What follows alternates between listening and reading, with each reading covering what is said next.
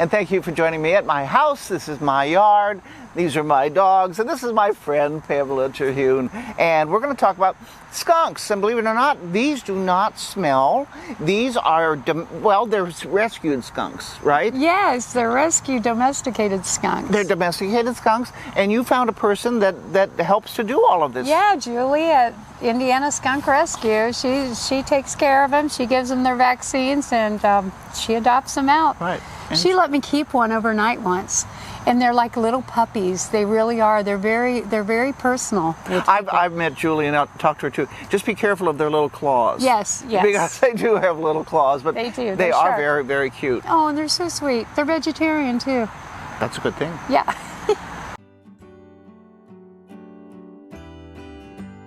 I have 5 right now. This is Princess Diana.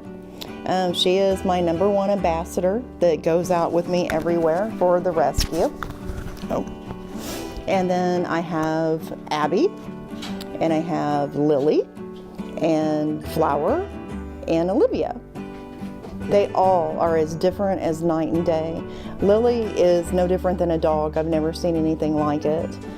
She's extremely friendly. She never meets a stranger. She loves everybody. No matter who calls her, she comes running to them. Abby only likes my husband. Olivia is teeny tiny, and she basically only likes me, which that's common. Skunks usually only bond to 1 or 2 people. And then Flower, he was my very first skunk, and he rules the house. Everybody does what Flower says. Indiana Skunk Rescue started in 2018. I am the only skunk rescue in the United States that can help both domesticated and wild skunks.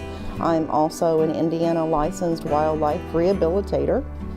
Last year I helped over 200 wild skunks and about 80, if I remember correctly, domesticated skunks. Without me, I don't know what the wild skunks especially would do. And last year, I cried. I mean, it was really, really hard taking care of all these babies. But they're orphaned. They can't live on their own, and they have very few places to go to. And as a wildlife rehabilitator, we fill up really fast.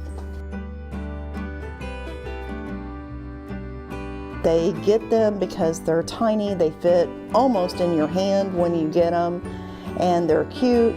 And some of them will not use a litter box. Some of them, like I said, they only bond with one person. They're not really fond of the rest of the family members.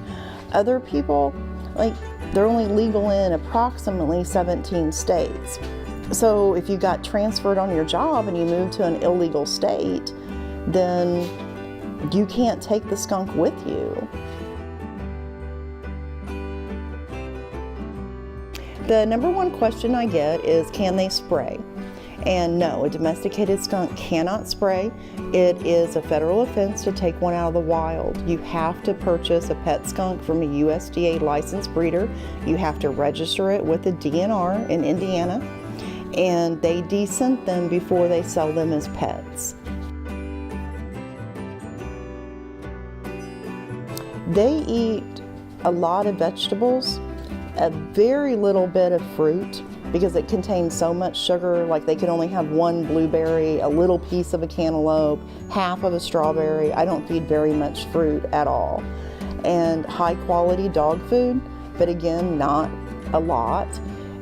Any dairy product, they love eggs, and they have to have taurine every day, so you can buy the powdered taurine to put on their food, and white meat. But in the wild, skunks are omnivores. They eat absolutely everything.